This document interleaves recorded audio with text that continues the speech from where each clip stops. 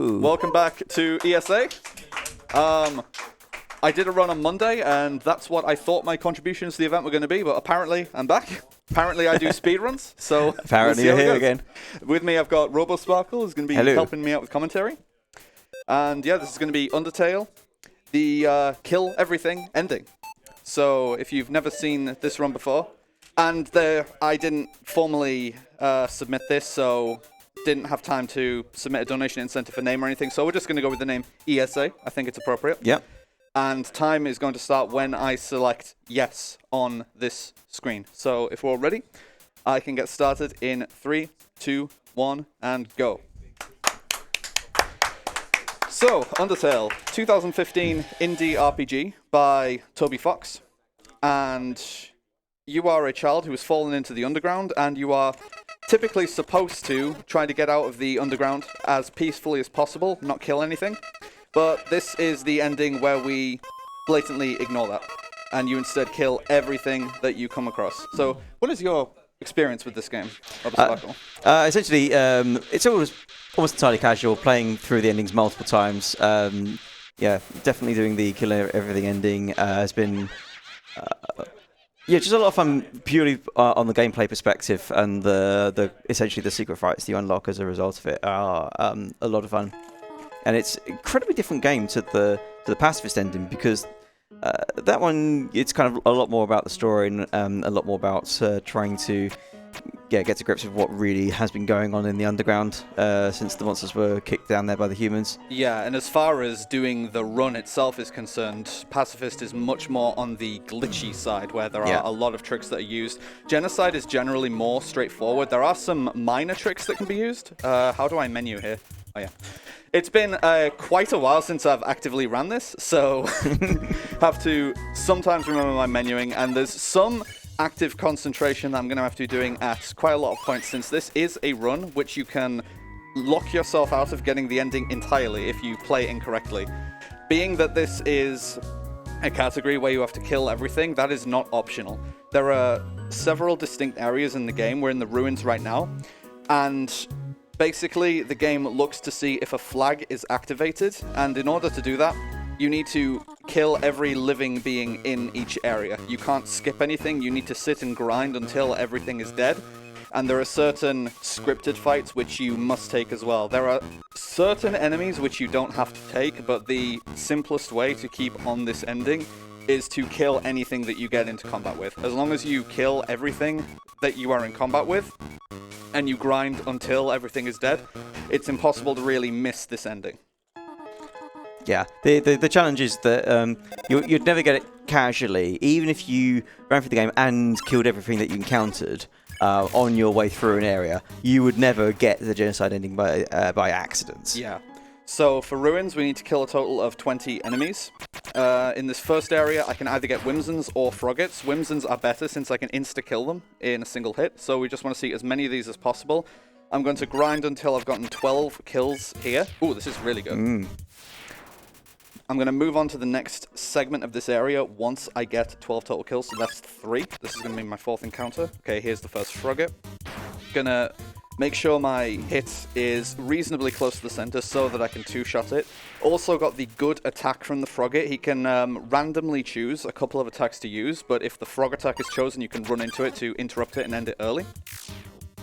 So this is probably evening out to... Well, this is still slightly above average RNG, because the enemies are leveling out, but the RNG on the Frogget attacks is pretty good so far. So that is my 5th kill. If I remember correctly, the reason you're grinding here is because you get single enemies. At this point, yes, because the encounter rate in this game is not linear. You have a higher encounter rate when you haven't killed anything, and then the higher your kill counter is, the exponentially lower the encounter rate gets. So it's fastest when you have a low kill count to get single enemies. I think that's 7. And once you get past a certain threshold, it's better to take multiple enemies at a time, which is what the location change is going to aim to do. The Whimson, I believe that's 8. Yep. If you wouldn't mind keeping a secondary count for me. Yeah. I don't know, I studied maths at university. I can count. I can count to, like, at least 10. Did you do a module in basic arithmetic at uni then? No, but I did sleep through that. Okay. So I did one of those learning while you sleep. I assume I learned it while I slept. Well, I guess we'll find out. There should be 10 anyway. Yeah, this is really good RNG from the Froggets. And I also leveled up, so the damage variance is easier to deal with now. I can go for slightly faster hits and still two-shot the Froggets. So this is going to be my last kill in this room. Another Frogget. So I should... Yeah, 18. Yeah. Froggets have 30 HP. So here's the fly attack, which you can't interrupt. So you can see every time you get an attack that you can't end early, it's a couple of seconds of time loss. And you don't have control over it. So I'm going to move to the end of this room and get my final encounter here before I move on.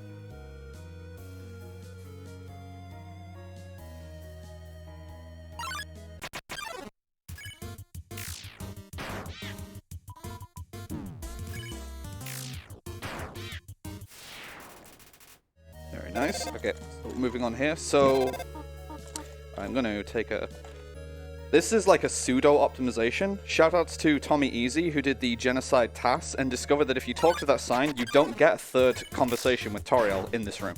Probably doesn't save time the way I did it there, but it's a nice little bit of trivia that I wanted to show off there. Yeah, I didn't know that, actually. There's a lot of things we didn't know about this category until Tommy actually grinded the test out, believe me. And then you have to talk to this rock multiple times to get it to move, and then it moves off the... because it's not very helpful. So we've got 7 more kills to get here. This is perfect. I didn't menu effectively there, though. Oh, I also have to make sure that I don't die. That is something that can happen in the run. And I have been taking a lot of damage boosts on Frogget, so my health is a little low. It will be fine, though. Oh, except... I'll take that damage boost. Yeah, 6 left is fine. So I should have 5 left here.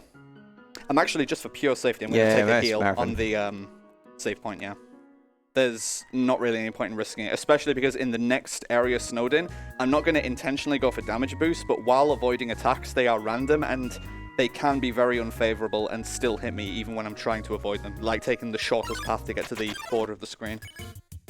Triple mold small. Okay, so this fight is going to take a few turns, nothing I can do about it, and this is going to leave me with 2 left. So this is, like a lot of my experiences in Genocide, this is going to leave me with a bit of a conundrum.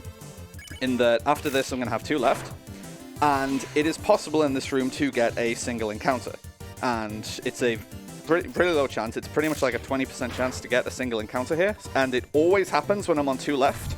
And because the encounter rate decay is exponential, it's really bad to be at 1 left. Like, it takes much longer to get an encounter when you're at 1 left than it does when you're at 2 left.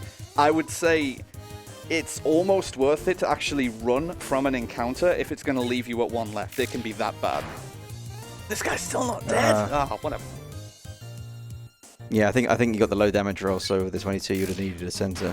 Yeah, I should have waited a little longer is really what that is, but trying to save the frames, like, that's the thing. You try to save the frames, and the battle system in this game is really weird in how that can work, and, like, there's some encounters where you need to get a bunch of frame-perfect hits to kill in a certain number of attacks or cycles, so, like, if you miss a hit by a frame, it can result in, like, 10 plus seconds of time loss. Imagine just like, oh, I missed an input by a frame, so then it equates to way, way, way more time loss. So, okay, that's good. That is the good, and I forgot to do the correct menuing again, because in this room, you should always start this encounter with Z down Z, so that you select the Whimsun if the Whimsun is turned up. And then if it's not a Whimsun, it's any other encounter, and it doesn't make a difference if you do that menuing. Like, it's only helpful. So... Yep, Napster runs away. That is the first encounter that you are on at the Genocide route, and this is the second one. But nobody came. There is nobody left. I've killed everything in this area. And the music has changed. Oh, yes. Fun fact, do you know what this music is? No.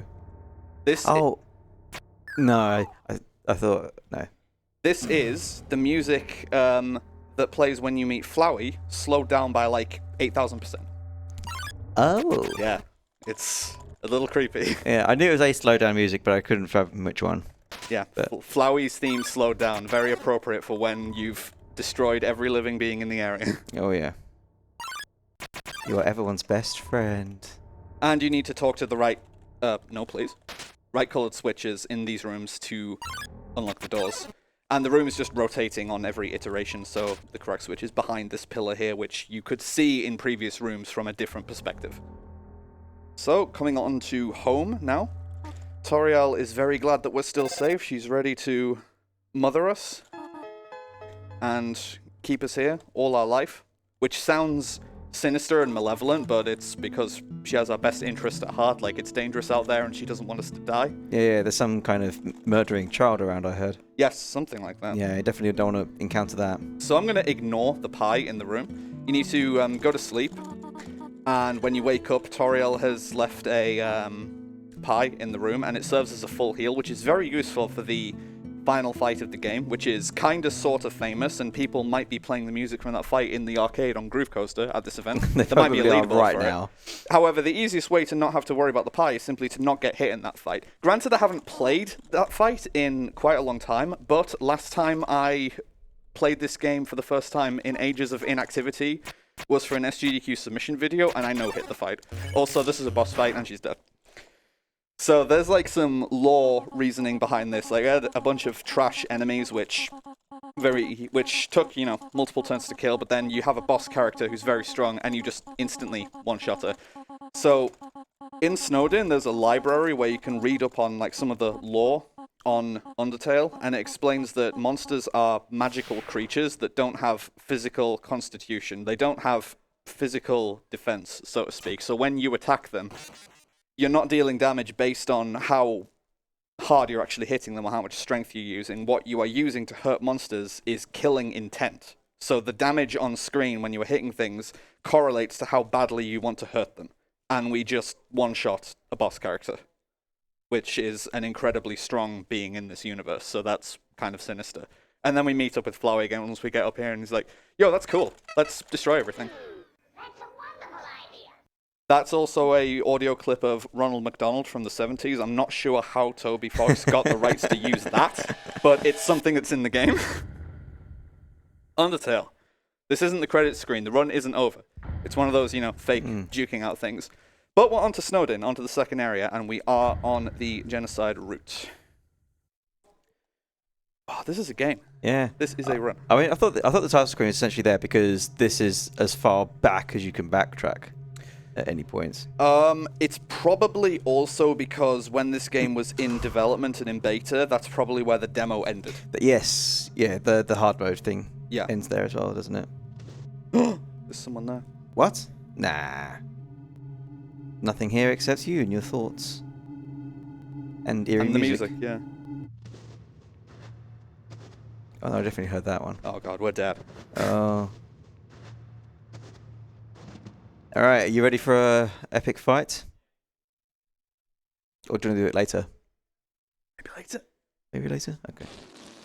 Okay, it's fine. Alright, it was just a whoopee cushion. So stupid. Man, And then we get this moment where it's like, yo, Papyrus is looking for humans, so hide behind this human-shaped lamp. And then you're just like, no, Nope. can't be bothered. And then Papyrus doesn't know your presence because he doesn't recognize you as a human. And now Sans asks, yo, Papyrus would really like to see a human, so if you could keep pretending to be one, I'd appreciate that. Menuing. Okay, I semi-remember how to do that. Okay. We've got the Tough Glove. This is a new weapon. This is an RPG, and you do have weapons. You have upgrades in this game. So now we can deal much more damage on singular hits with the Tough Glove, which you just mash some hits, and it's fine. So one thing I'm absolutely not going to try and do that the task does is the cutscene skip here, where if you walk into this cutscene on the same frame as you get an encounter, the encounter and the cutscene play at the same time, and then you gain control during the cutscene when you get out of the battle, so you can grind for another encounter during the cutscene. But that sort of thing is not reasonable to attempt in RTA because, as much as everything else I've mentioned about the encounter rate, there is also a pseudo-random element to the encounter rate, where it will add an additional random number of steps required in order to get an encounter. So here is Doggo. This is going to be a... No, it's not going to be a... Well, strictly it is a two-hit kill, because we use the stick on turn 1, and that causes him to lower his defenses, so... Oh, no, I do need to get a central hit to one-shot there, but it drastically lowers Doggo's defenses. There's another hit where you can just go ham. But there we go, there's Doggo. Need to go to the bottom of this screen to not walk on the ice, because whilst you're on the ice, the step counter is not progressing, and I wouldn't get this encounter by the end of the room. Here is where I'm going to throw the stick as well. Lengthening Lesser Dog's neck, but unfortunately we're not going to mess around with Lesser Dog. We're just going to body him. Sorry. It's fine. At least you got to see the long neck. Yeah. And straight into another Papyrus where he wants to play a minigame with us, and again, we're just like, no, don't have time for it. And then he's like, okay, whatever. Bye. You solved the puzzle. Yeah. Congratulations. This is like, so the there is a route for doing neutral ending in this game, which is basically a semi-genocide run, because the act of spending a bit of time to start genocide in the ruins saves tons of time throughout Snowdin and Hotland because of the puzzle simply being disabled. Hotland especially, you spend so much time solving puzzles, and you don't have to do any of it when genocide mode is enabled. And then once you reach Mettaton, you simply abort the genocide mode, and you can just progress on with neutral as normal. So, a triple encounter here. I'm not going to kill Jerry. This is going to, I think I'm on 3 right now, because I think one of the scripted enemies does not contribute towards the kill count, so this should put me at 5. I can always check how many enemies I actually have remaining. Toby does give a bit of mercy to the player in that regard because of how easy it is to accidentally abort this ending. So once I reach a save point, I'm going to check my remaining kill count. You need 16 total enemies in Snowdin, so if I've counted correctly, I should have 11 left. And I'm going to start here with killing Doggeressa of the dog couple. This is important because once she dies, Dogamy basically just loses the will to live and gives up, and then you can one-shot him on the next turn. Again, this is a really not nice category in, like, lore terms. It's really not pleasant. Yep. See you later, dude. Sorry. And these also don't contribute towards the kill count. That's one of the weird things about counting and why you sometimes need to check up on it if it's been a while since you've done a run, because you do need to kill everything you come across, but not everything contributes towards the kill count, which sounds a little counterintuitive, but there it is. Another puzzle, and again, we just skip it, because our character just doesn't have time for it. There's lore significance to this whole thing as well, in that during these segments when the player character is walking forward, it's the only time in the game that they take action independent of what you are doing. Like, otherwise, they never move independently in cutscenes. But in Genocide, they're moving forward on their own accord to ignore all these things, and it's kind of creepy. It's like, hey, I didn't tell you to do that. What are you doing? Ah, yeah, they explore that a bit further, I think, in the Deltarune, actually, where things happen and the character's doing it and you're not. So, Deltarune is something that I try not to compare to Undertale too much, though, because they are entirely different universes. It's amazing, don't get me wrong, but yeah, Deltarune is... It's very good as well, oh, yeah. but it's very different from Undertale. Yeah, I mean, but there are overlaps in terms of some of the theme. This is really favorable, like, random enemy RNG I'm getting with the attacks. I've got so many frogs on the Froggets. I got the sleeping dog on Greater Dog twice there. That's really favorable RNG for being able to skip enemy turns. So we got the big gauntlet of Deadly Terror Room, including a annoying dog, which I don't know what it would do in this gauntlet exactly, but it's there. Presumably distract you so that you get hit by the other 5 things. Probably. So I'm going to double check my remaining kill count when I go into Snowdin. And once you're done with the kills, you also get another cue in that once you go into Snowdin, the music is distorted. Like, I'm not going to wait around to see, but nobody came. I'm just going to move on with distorted music, but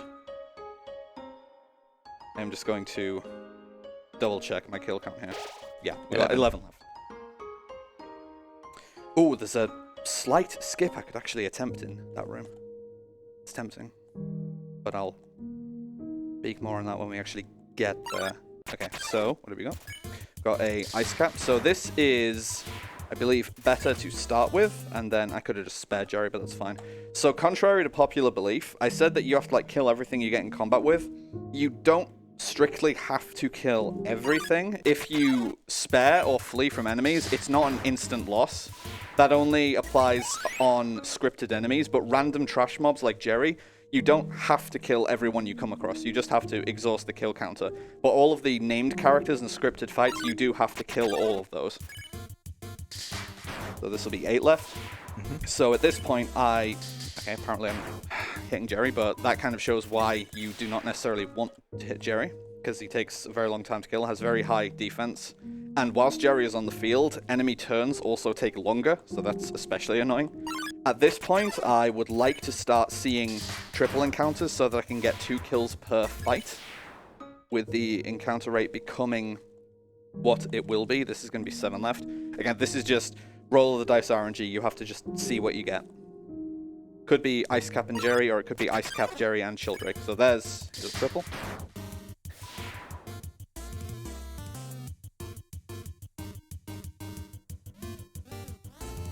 So that is a couple of seconds longer than an average enemy turn because of Jerry's presence. And as long as you get into a corner here, none of Childrake's attacks can actually hit you. But this is what I was referring to as you are moving towards the corner, it is possible to get hit by one of the random attacks as it's starting. And there is one time where I was racing this category, and that actually happened to me enough times to kill me, and I had to just dot forfeit on the spot. That was like, I cannot believe that actually happened in a live race. It's so unlikely for that to happen. Yeah.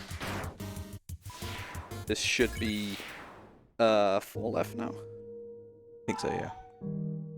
We'll find out. You can also kind of tell what the encounter rate is based on where the music is when you get an encounter, because the encounter rate is correlated to how many you have left. So if I'm left with 2 left or 1 left, there will be a very clear indicator based on the music when I get an encounter. I'm going to play this assuming that this is going to put me at 2 left, and basically if I get an encounter at the right time, that's basically going to confirm to me that yes, I have 2 left.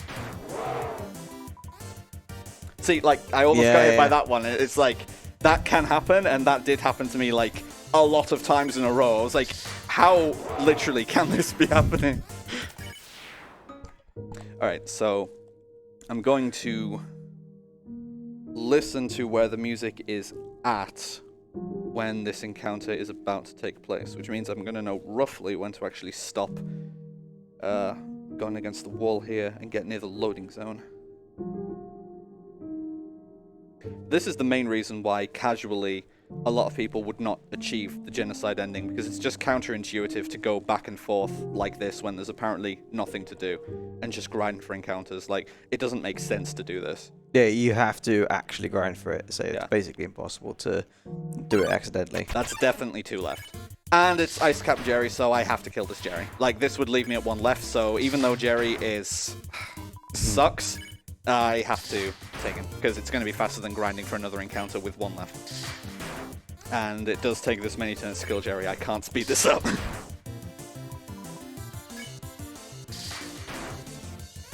Thankfully, his turns are very quick, at least. Yeah, once he's alone, Jerry just makes some obnoxious quip, and then, like, let's see what he says. The Wi-Fi here sucks! Okay, no one cares. Yeah. Just go home, die. Jerry. Yeah. Alright, so, music. That's the start of music. So let's see if I can get this. I only semi-remember how to do this, and it's frame/pixel perfect. Why am I even trying to go for this? No. So if you interact with the sign on the frame that you go into the portal, you get text storage, basically, and that allows you to do a wrong warp here, which puts you slightly further onto the screen than you're supposed to be, and if you mess up the execution for the wrong warp, you soft-lock the game entirely.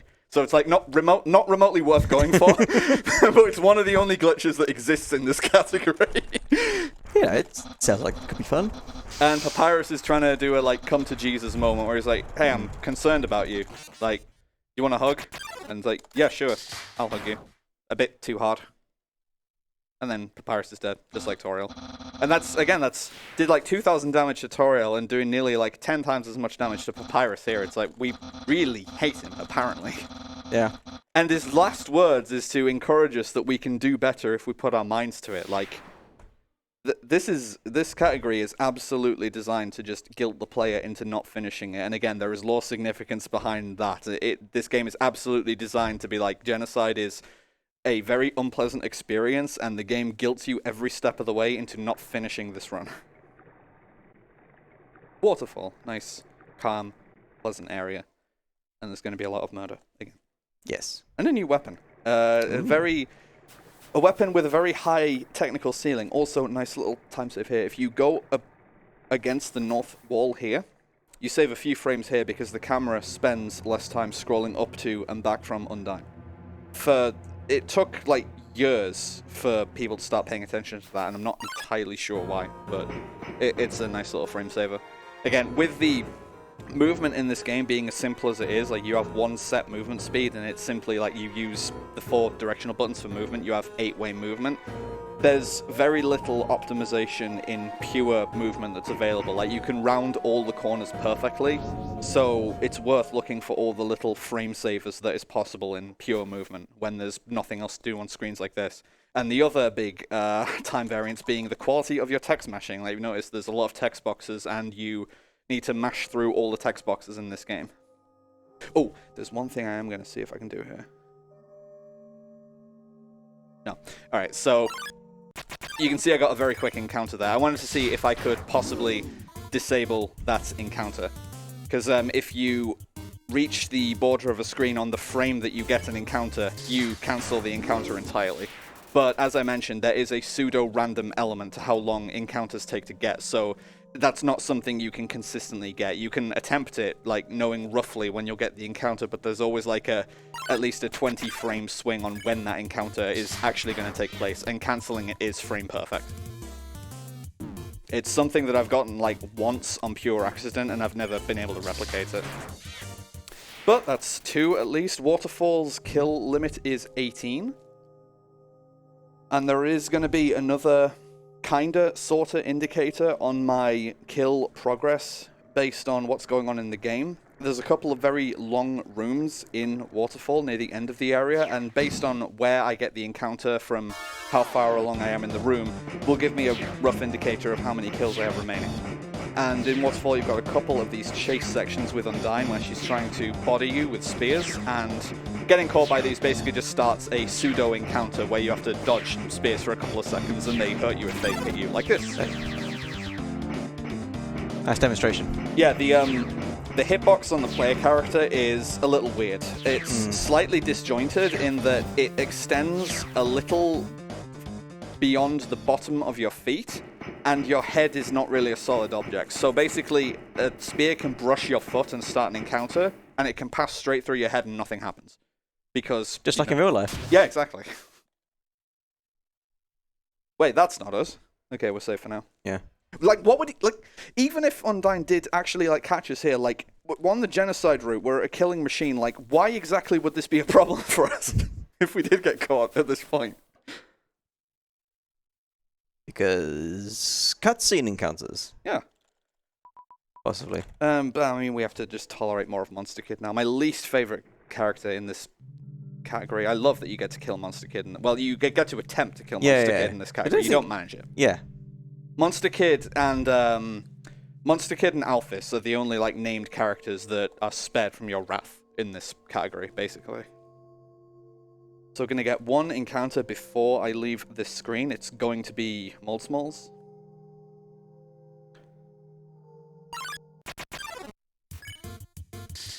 Please? Okay, there we go. So yeah, between the better weapon we have and the levels that we have, doing significantly more damage on attacks and one-shotting the Moldsmalls is now trivial. We're going to get a new weapon here, the ballet shoes. And this is the weapon that adds a very high technical ceiling to dealing damage in this game. This is going to take my attacks from landing a single cursor to landing 3 cursors, and you do get bonus damage if they are frame perfectly landed in the center. The upcoming boss fight with Undyne is heavily reliant on me getting multiple frame perfect hits in a row. So there I got very slight misses on 2 hits, and then the 3rd hit was frame perfect. If at least 2 of them are frame perfect, you get a sound effect and some boosted damage. Like that. And you get even more boosted damage if all 3 hits are frame perfect. And you can tell because it glows yellow. That's the sort of indicator. So I killed the Aaron, the Washua, the 2 Moldsmalls, and the Aaron, so that's 5. So I've got 13 left. And then we are going to run into Shiren, scripted encounter on this screen, which is going to be 6, so that's going to be 12 left.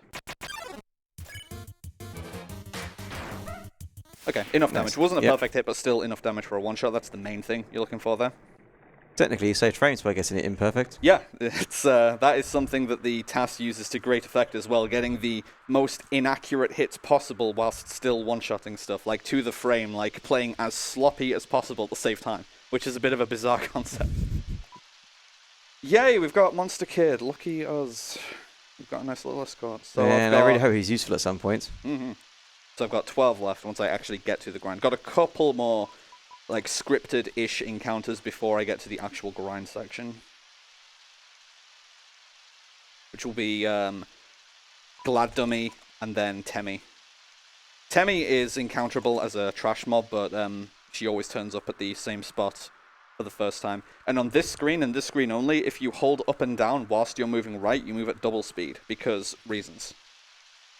Makes sense. So Monster Kid's going to think about how to get up here, and then eventually suggest, yo, climb on my shoulders. And then he notes, wow, you're really rough. Please, like, be gentle. Again, like, our character is not very nice, apparently. No. Also, there's no need to be gentle. You're already up. Yeah, exactly. He has served his purpose. Yeah, like, what are you talking about? Where we need to be? What else matters? Yeah. Second spear chase section. This is possible to do without any frames of movement loss if the RNG cooperates somewhat.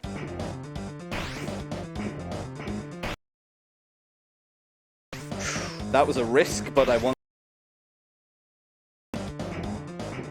So the spears are always going to track where you are headed to, so you can juke the spears here by moving in a different direction on the frames where they spawn.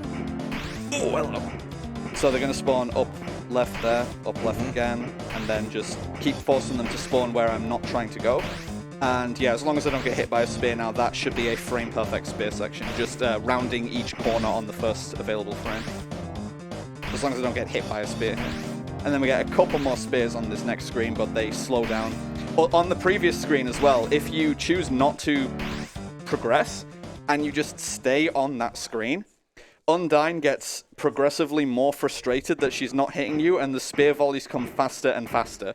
And in my opinion, it should be a category extension in and of itself to do a time defense on that screen to just survive as long as you can, because the spears get really fast, like undodgeably fast, once you stay there long enough.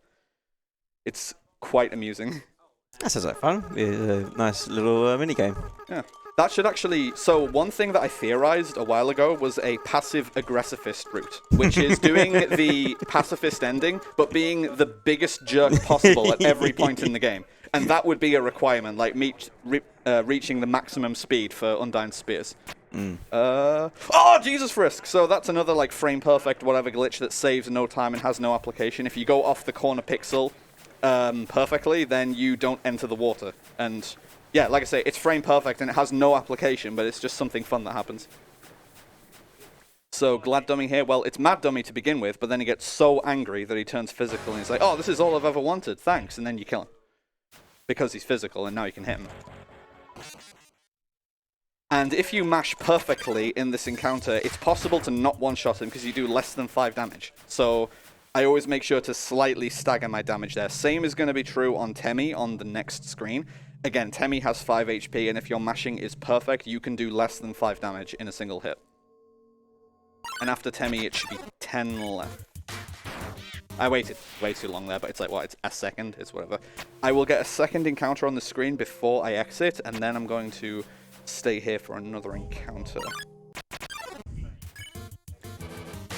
Yeah, this is always the same encounter. This is not a mold small, this is a mold big. 70 damage is all that I need, so this should be 8 left. Get one more encounter on this screen, hopefully not a Temmie. Fun fact, this is Waterfall also for some reason. Yeah, this Washua and... oh, nice, wow. 1 damage left. This Washua and Aaron is the last like scripted encounter in terms of they'll always appear at this point in the encounter progression.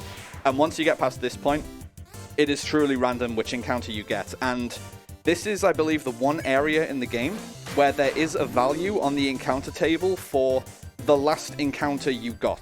So, like, everything has, like, a probability to show up, and the game can also separately just re-roll the last encounter that you got, which is very strange. Am I really forgetting the route through here? Okay. It's been a long time, like I say. so I should get another encounter before I exit this room. I mean, especially since I've been wasting frames of movement. It's been a long time. Sorry, guys. Okay, so 70, again, 70 is all you really need for Mulbig, so that's fine. Why am I getting stuck? I think I actually did just take a wrong one. So I definitely will get the encounter in time at the very least. Yeah, literally, how did I not... Okay, whatever. I was literally, like, holding up, like, right as I was rounding that corner, but okay. There we go. So got the encounter at roughly the right time anyway. So, if I've counted correctly, this should be 2 left, and the encounter rate is going to be low enough that in the very long next room, I will get the encounter naturally as I'm reaching the end of the room. This is also the one part of the game where if for some reason I have miscounted, the game actually warns you that you're about to progress and ruin the ending. I didn't know it did that, actually. Yeah, this is the only part of the game. I don't know if there is a single intention for it, but it's, you know, it's a very significant part of the game where you're about to fight a very difficult boss in the form of Undyne the Undying. So it might be just that... Ooh, this is not right, actually. That encounter is too early, but we'll find out. You can very quickly find out if there is an encounter left simply by going back onto the screen and not immediately getting, but nobody came. So, I mean, we'll find out either way. I like kind of have to check it out, because if I'm not done, then I have to keep grinding. So. No, okay, that was just a really early encounter then. That is like way earlier than that encounter normally comes at. That's really strange. And I got pretty good RNG on that, honestly. Didn't get any Temmies for singles. Had to kill a couple of Arons, but that's fine, because Aron always takes 2 hits to kill, no matter how perfect you are. Even at level 10, and even with a triple frame perfect hit, you don't quite one-shot Aron. So, even though I know I'm not going to die on Undyne, I'm probably not even going to get hit by Undyne, out of an abundance of caution, I will take a safety save, because this is the type of run where, like, you know, if you die, you go back to the last save, and I haven't saved yet in the game. So if I die, I don't have a save file currently. So out of an abundance of caution, I will save, but like this is... Alright. Touch wood. This is a formality. I don't need to save, and watch me get utterly bodied here, but I'm not going to get bodied by Undyne. It's fine. Also, yeah, the save point simply says determination at this point. You're determined to keep going. Because you got all the encounters. Mm-hmm. There's nothing else to say. Just determination. Yeah. Just keep going. Just stay on track. Just kill stuff. Monster Kid! Yay! Finally get to kill this thing.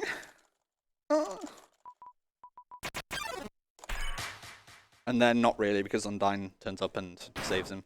And again, that's a lot of damage! You really wanted to kill Monster Kid. And then he gets out of here, and then Undyne's like, damn, that sucks. And then she starts dying.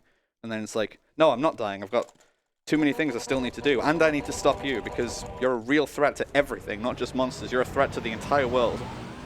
And then we get Undyne the Undying. This is another song that's on the Groove Coaster cabinet, and this has a really awesome chart. Go play Groove Coaster. It's really good. Yeah. If y'all are here at the event, go play Groove Coaster and play the Undertale OST. Almost frame perfect hit to start with. So Undyne has 23,000 HP, and the 15th turn is a very long turn, which I'd rather not see. If I want to skip that turn, I need to do like at least an average of 1,600 damage per turn, which I was meeting.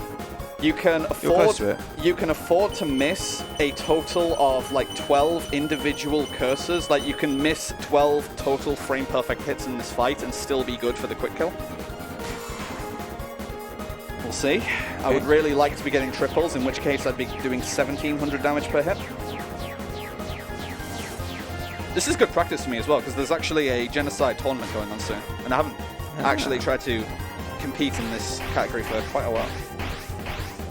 Imagine using a impromptu marathon run as practice. Like, apparently that's what we're doing here. Yeah, I'm probably not getting the quick kill here, but we'll see if I just magically pull out a bunch of triples near the end of the fight. Close. Oh, I did get hit. Wow. All right. most of Undyne's attacks are entirely scripted, which is like why that's the first time I've taken damage, despite how rusty I am at the game. Like, most of her attack order is entirely set, and there is like a particular method for dodging certain attacks, such as what I'm doing here for the rotating spears, which is normally a pretty confusing attack to interpret, especially blind. Like, it's very uncommon to see people dodge this blind, but you can mostly dodge that by just moving sideways repeatedly. Oh, this music! Yeah. Battle against a true hero. It's exactly as epic as a song called that you'd expect it to be.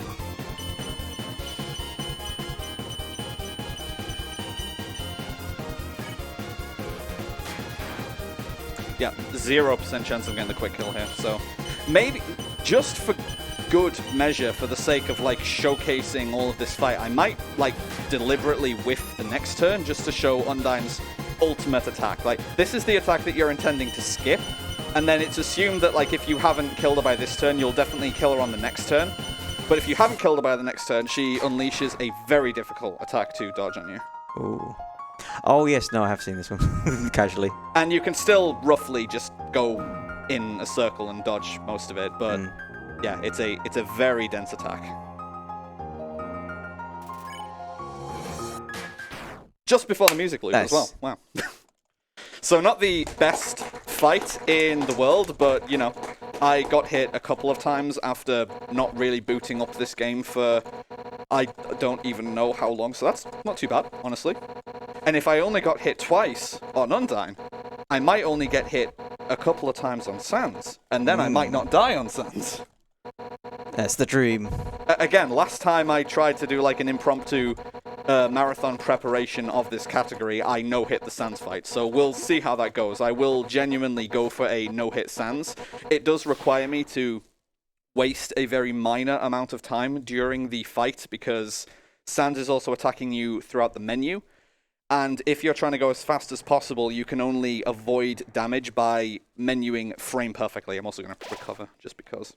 But yeah, whilst Sans' menu bones are up, if you don't menu frame perfectly, you will take at least one tick of damage, because the bones damage you for each frame of contact. So if your cursor is there for even one frame, you technically get hit. Yeah, and the game sort of teases this by saying, oh, he's the weakest enemy. He only does 1 damage. Yeah, they just don't specify that it's 1 damage per frame. And you have no invincibility frames. Yeah, it technically would have been faster for me to take that save point to recover, but whatever. Yeah. It's less frames. So there is a big route choice that people can take here. I am a scrub, so I don't do the glitch for the burnt pan here. I don't even particularly like using the burnt pan as a weapon.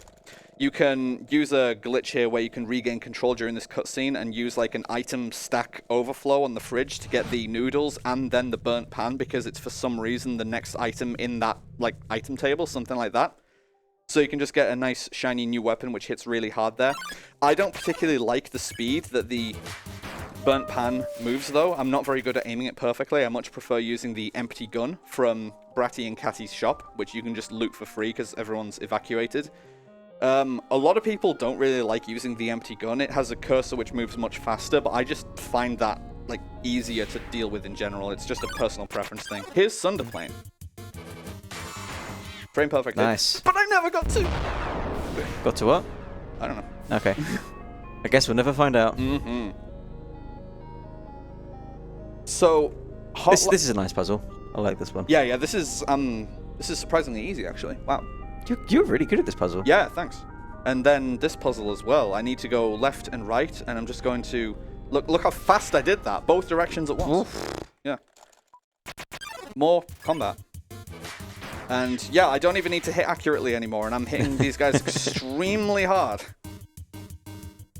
And again, these are named enemies, so like these are tough guys. These are not like trivial enemies, and you just blitz through them entirely. I mean, you have... They do look pretty trivial. You have already beaten the, like, canonically strongest character in this universe in the form of Undyne the Undying, so...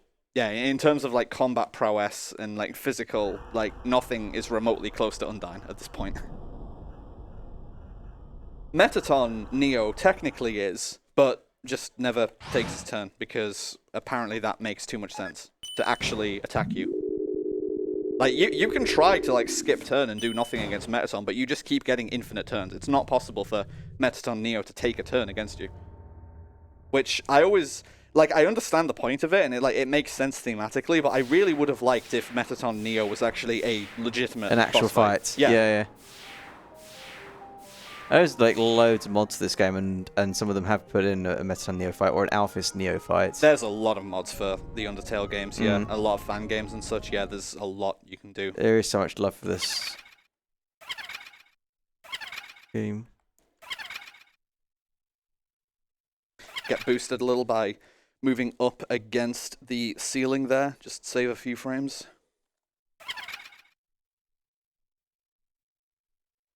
Do you remember that old quote from James Rolfe? Spiders! Punch them! Well, I mean, technically it's a ballet shoe. Shh. Be respectful. Okay.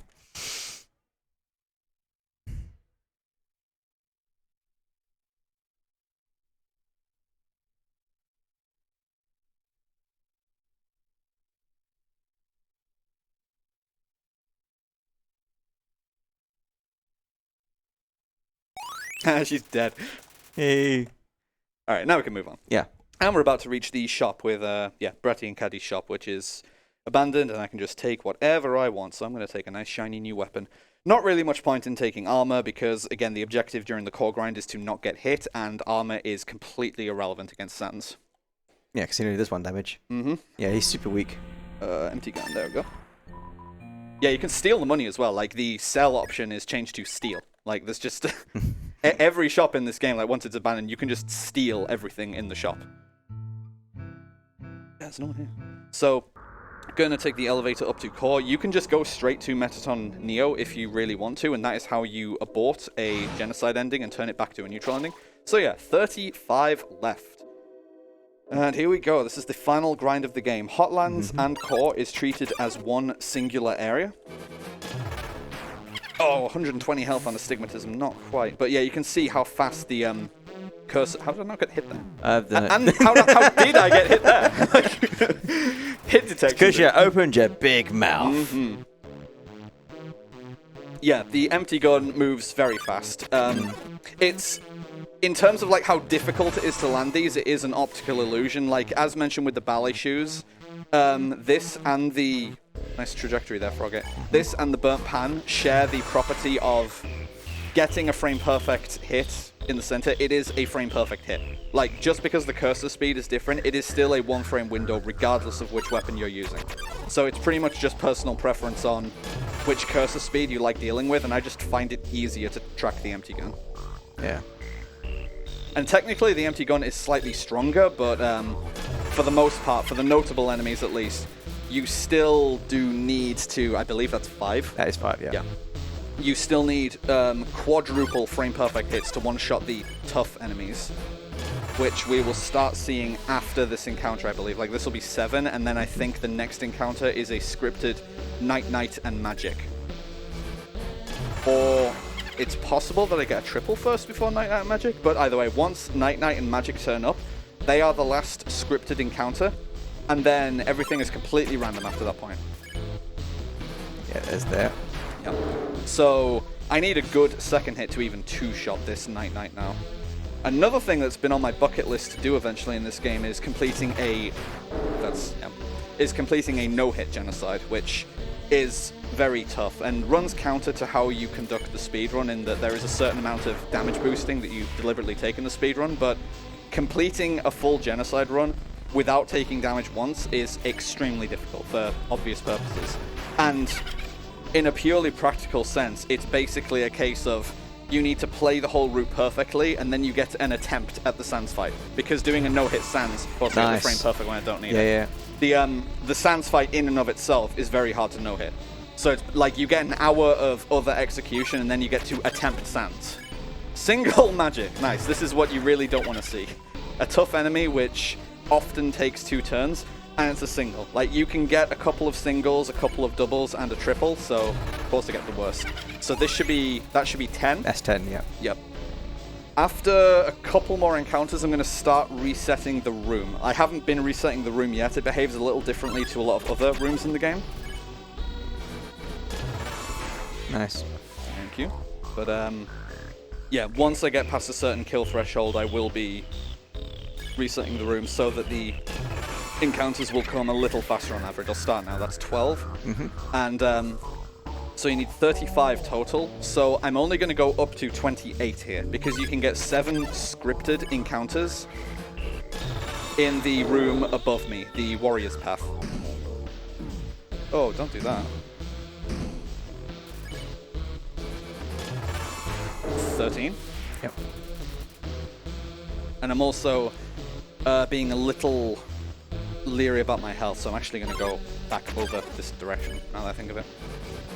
Oh, nearly a quadruple. Close. This is really, really atrocious RNG. Like, my the RNG in the other areas was honestly not too bad, so now the game is like paying it back by giving me atrocious RNG in core. And to be completely fair, it's not even a case of I'm getting completely screwed by the RNG, because if I were just playing well and actually landing these quadruple hits, I still would be able to kill these in one hit. So technically these aren't even bad encounters if you are consistent to getting perfect hits, but I'm not wholly consistent. All right, they're just skill checks. Yeah, but oh my god, dude! What on earth is this RNG? Like, you can give me triples, you know. I haven't seen a single triple yet in this grind. 16. All right, I'm gonna take a safety health refill.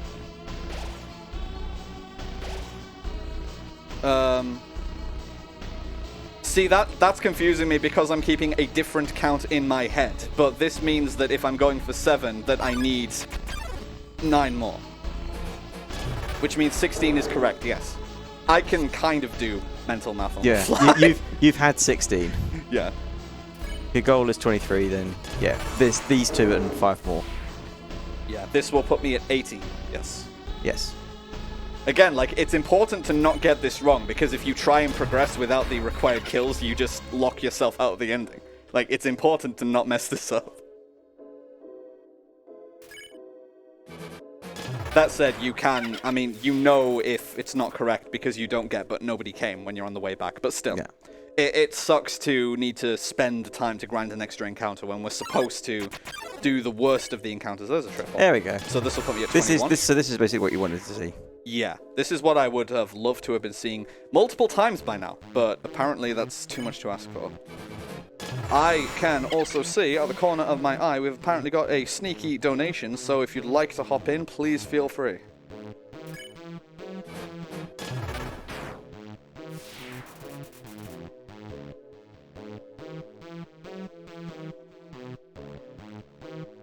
It's a work in progress. Yeah. I mean, he's not wearing a headset, so maybe not. Somebody go wake up a robot. Oh, I got a quadruple! Yes, there we go. That's a night. Oh, I'm getting hit. I was so excited. You're too busy basking in your genius. Yeah. The genius of pressing a button on the right frame. Mm-hmm. Hey, not everybody can.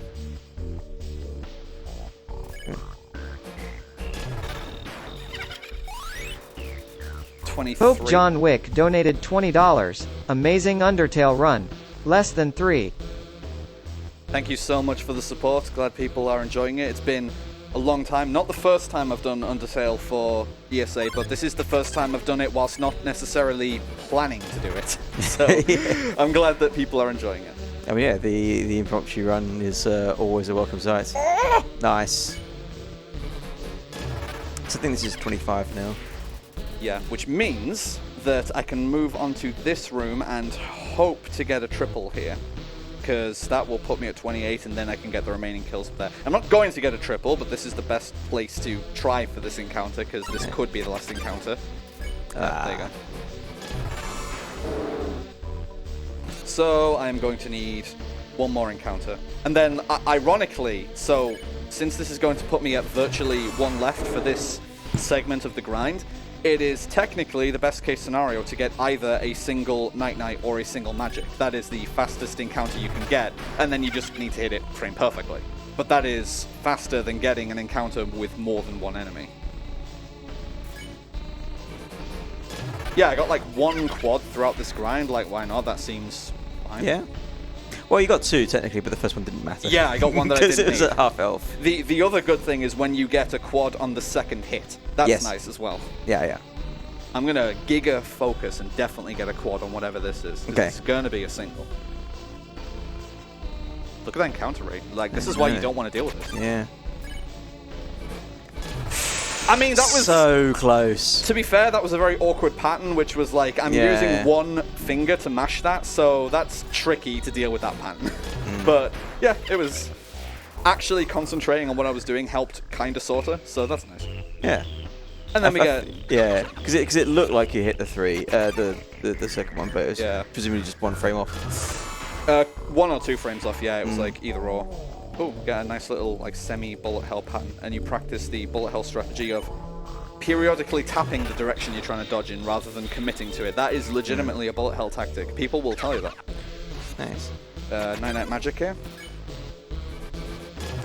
Damn it! Again, like nearly. Like that's all it takes. Like again, that's like you mistime a single input by some frames, and it's like now I've lost a turn. It's really brutal when you're trying to optimize this category.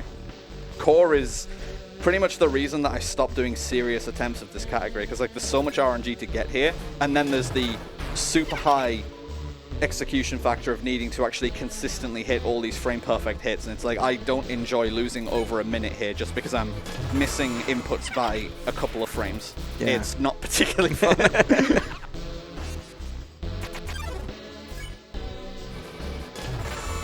It was nearly one that I didn't need. Yeah. I mean, any one is a slight moral victory, so... Yeah, and it is just quite satisfying. There! It is satisfying. Look at that. Forgive there. Yeah. Gonna get one more to round out the run. Not quite. Never mind. I do quite like the irony that the game goes, oh, you're being bad, you're being evil, you're killing everything, it's all wrong. But then it just makes... It's so satisfying when you hit 4 perfects, which is not a thing, like, attacking is not a thing the game encourages you to do. So, game has confirmed that genocide mode is locked in, but nobody came, so I'm putting the ballet shoes back on. I mentioned that the armor you're wearing is irrelevant on Sans. Technically, the weapon is irrelevant as well, since you can't hit Sans, but you still have to go through the attack animations, and the ballet shoes has the shortest attack animation. Like, the time spent menuing to put the ballet shoes on is well worth the time you spend in the Sans fight saving time through shorter turns. I believe it saves over 10 seconds. That's a lot of damage. Yeah, you save over 10 seconds on Sans from having the ballet shoes on versus not having them on, which is kind of crazy to think, but it is that significant because the fight takes a lot of turns. Wow, I'm actually, like, going to finish the run in a kind of timely fashion. Like, how did this happen? You get a kind of long I mean, it happens when you're good at the game. I mean, I'm kind of good at the game. I was good at the game a long time ago. I think, like, at my quote-unquote peak, that's such a fucking cringe term, but I was, like, second on the leaderboard at my peak. I, like, spent some time at, like, second, third, but, yeah. I am nowhere near that now. People are really, really good at this category now. Also, you get a very long elevator. On the Switch version, you can just skip this. You activate the elevator, and you have control during the cutscene. You just walk out the elevator, and it's already there. Listen, mate, you're talking to somebody who can barely see his own peak with a rear-view mirror and a very good set of binoculars. So, don't worry about it. I mean, I'm sorry, I didn't mean to hurt your feelings. hey, it's all good, man. So we're going to get to new home now. It looks kind of like home. It looks very like home, actually. Has some very creepy music. This is actually, like, unironically, one of my favorite tracks in the Genocide OST. Even, like, though it's barely qualifies as music, but I think thematically it works very well. Yeah. You get text cutscenes with Flowey here, and for whatever reason, the text boxes in the Flowey cutscenes operate differently to the text boxes everywhere else in the game, where you can basically just mash both sets of keys as fast as possible, and it can result in faster text progression than the piano rolling we typically use to fluidly go across the rows of keys. I mean, that felt fast as well, so it's like, I don't know. It's like using a method versus not using a method and hoping that it turns out faster. I unlocked the chain. You did. With red text this time. Yeah, I mean, that feels fine, just like using the actual piano mashing method, so I'm just gonna stick with that rather than like hoping for a speculative, I might save some frames if my fingers collide with the keys randomly at the right time. I'm definitely going to heal before Sans, and save before Sans, obviously. I'm not going into the Sans fight with 42 health. I mean, again, I'm hoping to, like, no-hit the fight, so, you know, in theory, there shouldn't be an issue with me going into the fight with 42 health. It's 41 more than you need. Yeah, exactly. There's You only need 1 health. The last one. There is definitely a mod that people use to fight Sans at level 1 when you have 20 total health, and there is also definitely a mod where people just fight Sans with your health fixed at 1, so that if you get hit once, you just die. Like, it's the no-hit Sans trainer, essentially. And Flowey is now, like, giving a big spiel about, like, oh, it's going to be so fun when we, like, you know, go up to the surface and destroy the world. We're going to do so many great things together. And then he realizes how much of a threat you are and how you could actually kill him if you wanted. And he's like, oh man, this is not a good idea, actually. Why did I do this? And wants you to just go away now. So, gonna save. I mean, Final save point of the run. I mean, in fairness, the Geno-cider run was Flowey's idea in the first place. Yeah, and So, definitely comes to regret that idea. Not your fault at all. It's Nothing to do with you, I mate. think some people try... Like, no, that doesn't work. Definitely responsible for this. Fine. Alright. Good luck. Snaz.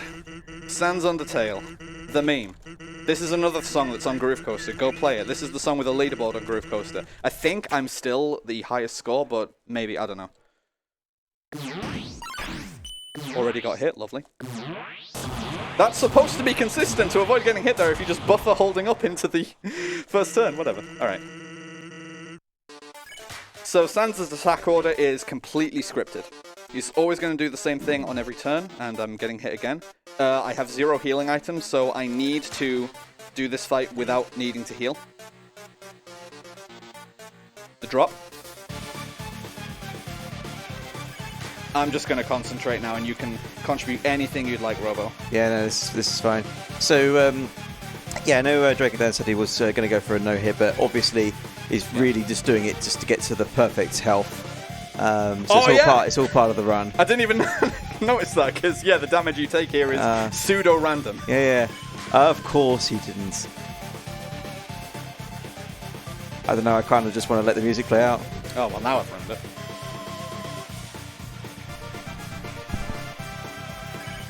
Please? Okay.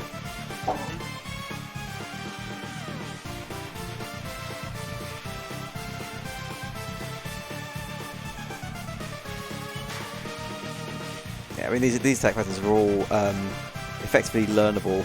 Yep. So Just you can... pure repetition. Yeah.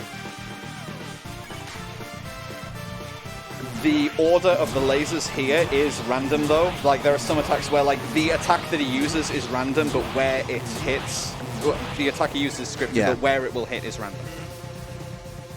Isn't it?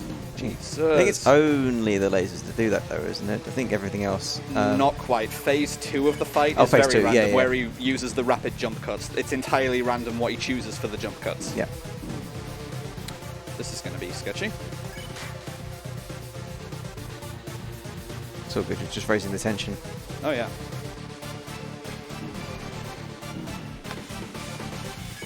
Alright, let's see.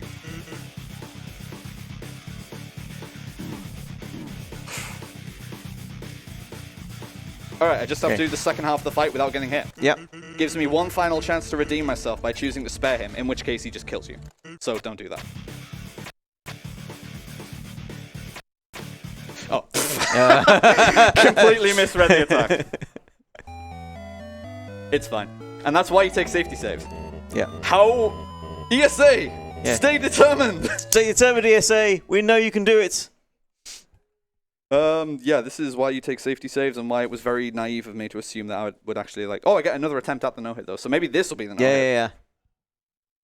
Yeah, obviously you had to throw that guy, attempt away when he got hit. Guess I'm good at my job, huh? Yeah, Sans has persistent memory of the attempts that have already taken place. And one of my favorite Easter eggs in this game is that if you take him up on his offer to spare him, and then he just backstabs you and kills you, when you get back to the next attempt, and you get to the halfway point, and then attack him instead, his dialogue actually changes, and he's like, whoa, you look really pissed off about something. Did I get you? I did, didn't I?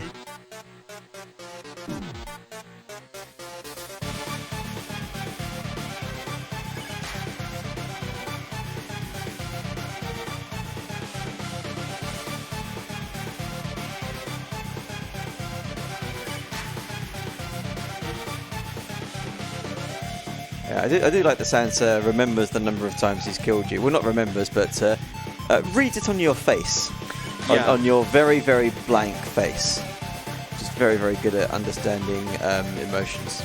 Remembers how many times this fight has taken place, and also realizes that this is probably not the first time that this whole series of events has happened, and that even if they all get out of the underground, they're just going to end up back here anyway, which is very depressing. Yeah. But that's video games for you. Right back to the title screen. I think my favourite one of those dialogues, I can't remember which death it is, but it's something like the 7th time he died. He goes, oh yeah, you look like someone who's died 8 times. Yeah. And they go, wait, you got it wrong. You got it wrong. Oh no, it was 7. My bad. I'm like, you bastard. You did get me with that one.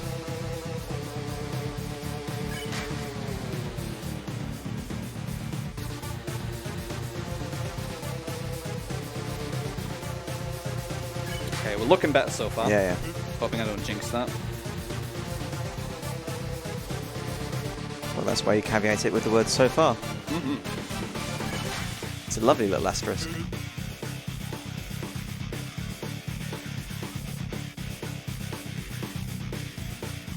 Yeah, this is a much better spot for second half. Yeah.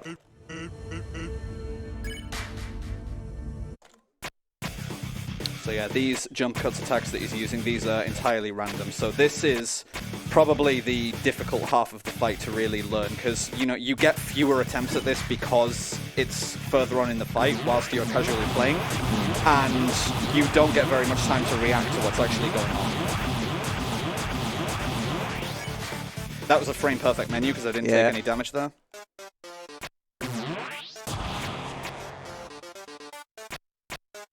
Oh, hello. Alright, that almost caught me out. Next is going to be... That doesn't necessarily need to be frame perfect because that's the bottom menu bonus. Also, if you have a keyboard with anti-ghosting, which the ESA keyboards do, thanks y'all, you can just hold down all 4 directional keys and you'll automatically dodge these attacks where he's changing gravity. It will just make you jump as soon as you gain control every time. And he does this a cycle of 9 times before you get to the menu again. Now the lasers are even thicker. That's not nice. And then we get the nice windy whirly attack, where you just go round and around and around. It's kind of counterintuitive to do that on a keyboard, but it's not too difficult to do the motion once you practice that a bit. Didn't get caught out that time. No.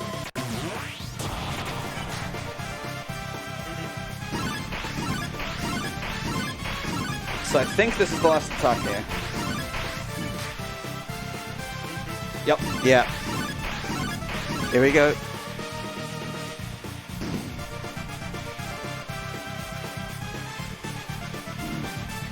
It's fine.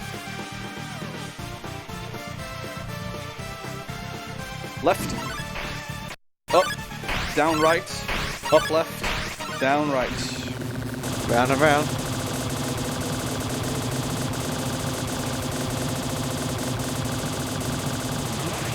And that's gonna nice. be it.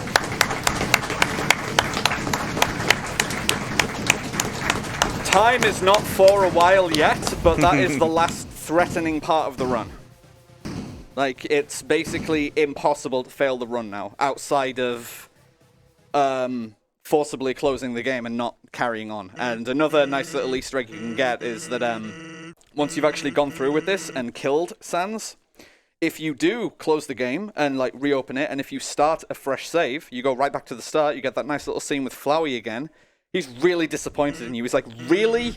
You didn't do it after all that? Okay. Like the last opportunity to get out of doing it, and he's like, he's so disappointed that you didn't go through with it.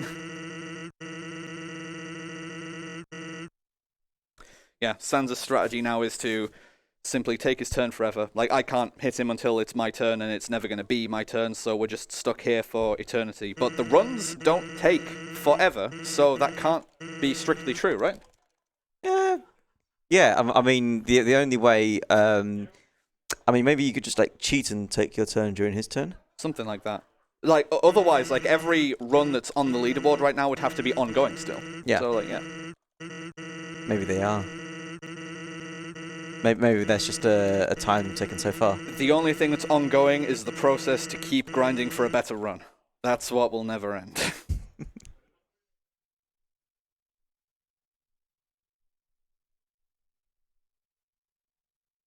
And his text is ongoing. That's another thing that's still going. In my personal onion, you should just give up and do anything else. It's got a lot to say with for a skeleton without a voice box. Yeah. So, going to start getting tired here. His animation's going to gradually change. If I touch the left border of the screen here, it like pings and puts me back to the center, which is a clue that there is something to do there. But it keeps alerting Sans if you do that. So you have to wait until Sans fully falls asleep, and then we can start gradually shifting the combat box. It's not this animation change. His eyes are closed, but he's not asleep yet. He's just, he's dozing off. It's on the next animation change, he is going to be fast asleep.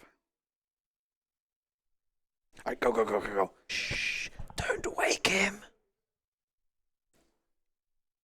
Come on! Nearly there. I can get him. Go. Down. Come on! Oh, and then we miss him anyway. Ah. And then we don't miss him anyway. And then that's a lot of damage. He's only got 1 health. Yeah, something like that. Yeah. Oh, it's attack 1, defense 1. I mean, he probably has 1 HP as well. Probably has 1 HP. It's probably the easiest thing to code. Like, yeah. And like Toby definitely will have taken the easiest route where possible. Like, I need to give some values to this enemy. Just 1-1-1. 1-1-1. Yeah.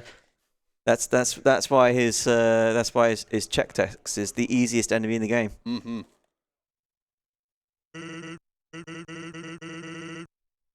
Oh, that's sad. He's going to get higher stuff. But he gave me a level up, which is very impressive considering once you're at level 19, it requires like 1 million EXP or something to progress to level 20. It requires a lot of experience to get to 20. Even if you could continue grinding at that point when there's no enemies in the game, like you'd never reach level 20 through manual grinding. So we come face to face with Asgore, the final boss. In some the final boss categories, kind of, yeah. The Monster King, the most powerful being in the Underground. And it's like, we're just going to start combat with him. Mercy is not an option. We don't have a Mercy option. And he's like, yo, let's just, have a cup of tea. And then that's a lot of damage.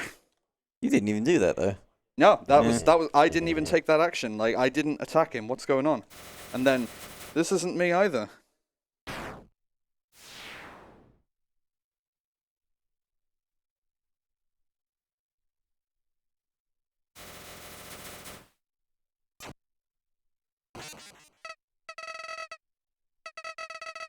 And Flowey tries to convince you that you're still on the same side. And the whole Asriel side of him comes out and is, just begging you not to kill him. Which doesn't exactly work. This is really brutal. Like, oh my god. I mean, you don't even need the numbers at that time. Yep. To see how brutal that one was. And we get the Fallen Child, the true Fallen Child. Or in this case, we get ESA. I have ESA. And we're going to mash through this last conversation. And then you get a choice to either erase the world or not erase the world. And once you pick that option, it is time. So I'll just call it out when we get there. And I'm going to choose the troll option, because obviously, why would I not choose the troll option? Which, I'm interested to see how that's actually going to look on the screen if this is cropping that's being used. Because that's... The game basically hijacks control of the game window and does some stuff with it. Which, really, really startling if you don't know what to expect when you get to this point in like a casual playthrough. Like, this is a pretty serious jump scare for some people. So, I mean... Jump scare warning after time as well, but like a lot of people have seen this by now. That's me, ESA. Every time that number increases, That big donation total. Yeah. Every More- time it increases, that feeling of it going up. That is me. That is all of us. Let us erase this pointless world and move on to the next. And... The next one being Spyro, by the way. time.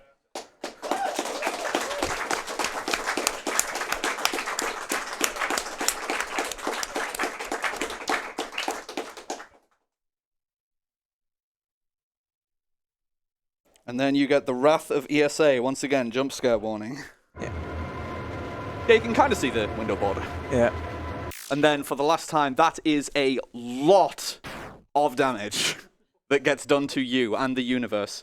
And then the game And then the closes. screen is moving. And then if you reopen the game is gone. Like, ESA has just destroyed the game. Thank you all so much for destroying Undertale with me.